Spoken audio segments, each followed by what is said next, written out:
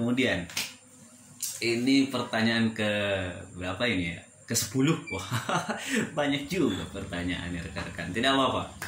Pertanyaan ke-10, apakah pernah dimusuhi karena berita? Ya itu tadi ya, karena apa ya, ada yang merasa terganggu dan ada yang merasa terganggu gitu ya, karena berita lantas memberikan ancaman-ancaman, melontarkan ancaman-ancaman gitu ya, tidak tanggung-tanggung ya, sampai ada perintah apa ya, saya harus dihajar gitu, hajar saya segala macam lah gitu ya. Tapi ya alhamdulillah gitu ya, berkat kita menulis berita karena bukan niatnya ada faktor X gitu, memang niatnya adalah ini untuk kepentingan publik ya, alhamdulillah baik-baik saja gitu.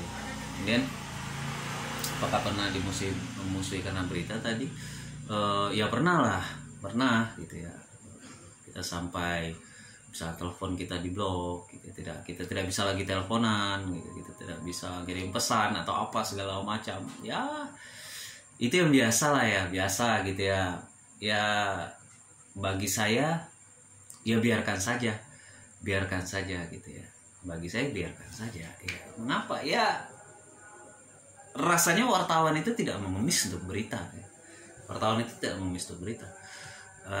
Terkadang berita itu datang sendiri tanpa harus tadi berpikir konsep atau membuat sesuatu. Berita datang sendiri gitu kan. Wartawan tidak mengemis untuk berita gitu ya. Berita itu terkadang juga bisa menyelamatkan Anda. Berita juga terkadang bisa memperbaiki Anda. Tapi jangan salah, berita juga bisa menghancurkan Anda kan begitu. Tapi tinggal kita kembali pada diri kita bagaimana menyikapi sebuah pemberitaan. Kalau pemberitaannya adalah jatuhnya kepada diri Anda, ya disikapi dengan cara yang baik. Ada jalur-jalurnya untuk memperbaiki sebuah berita jika berita itu dianggap tidak benar. Kita lanjut saja, pertanyaan ke-11. Apakah pernah juga mengalami gesekan hingga bermusuhan dengan sesama wartawan? Sampai detik ini, semenjak saya kenal wartawan pada 2010, sampai detik ini saya merasa saya tidak pernah ada gesekan ya dengan sesama wartawan.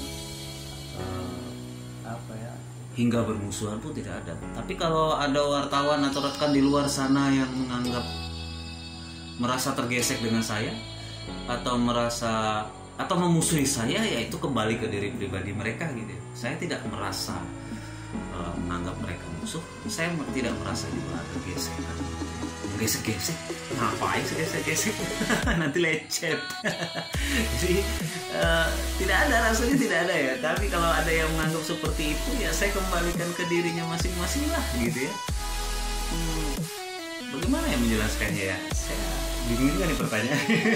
Ya tidak ada, intinya tidak ada.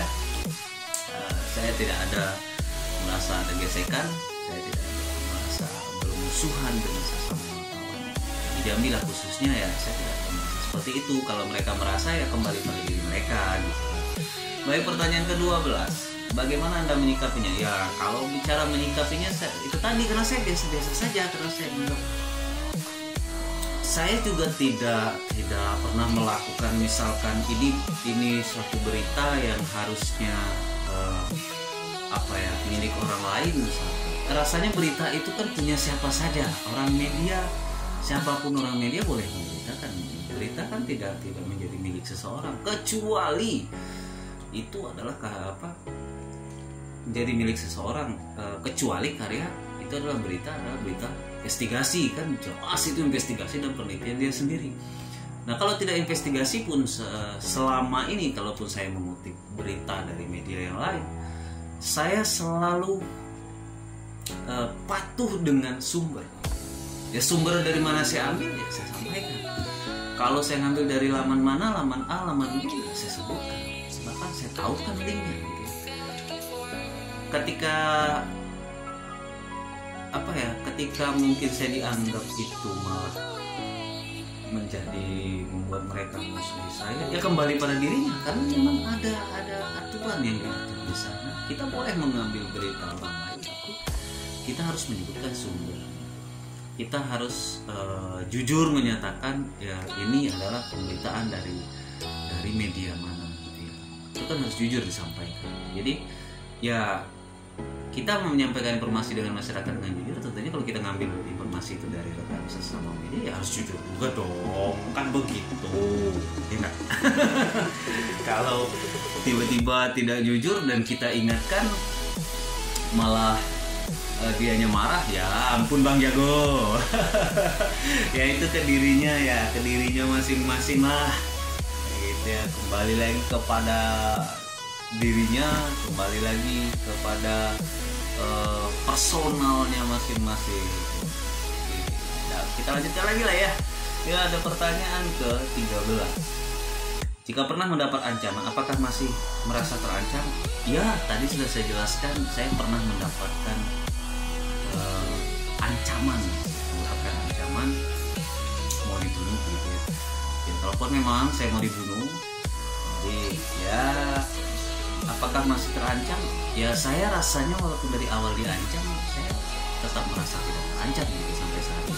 Sampai saat ini saya biasa saja. Saya tidak merasa terancam. Lagian ketika karya itu sudah saya sampaikan kepada publik, lantas seperti apanya itu kan bukan hak saya. Kan saya wartawan itu tidak menghakimi gitu ya.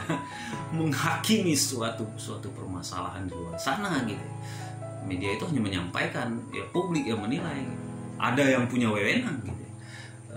Misalkan pemberitaan kita itu benar, bahwasanya bahan dari pemberitaan itu sesuatu yang salah, isi dalamnya adalah kita sampaikan itu benar-benar sebuah kebohongan publik, misalkan sebuah tindakan ya kita anggap melanggar hukum, ya kan ada yang punya wewenang. Wartawan siapa? Wartawan punya hak siapa? Apa wewenang wartawan untuk menghakimi, untuk mengadili? Kan tidak. Jadi ya, apakah masih merasa terancam? Ya tidak, dari awal juga saya tidak pernah merasa terancam gitu. Kalau diancam ya pernah, pastinya saya mendapat ancaman itu jelas, tapi saya tidak merasa terancam hingga saat ini, karena itu sudah lama sekali ya, peristiwa sudah sangat lama. Kemudian saya anggap ya biasalah gitu ya, sesuatu yang diganggu itu ya semut saja katanya, kalau diganggu juga menggigit kan begitu. Salah benar itu nantilah ya, itu kan perspektif penilaian pribadi orang itu kan berbeda-beda gitu ya, punya cara gitu ya.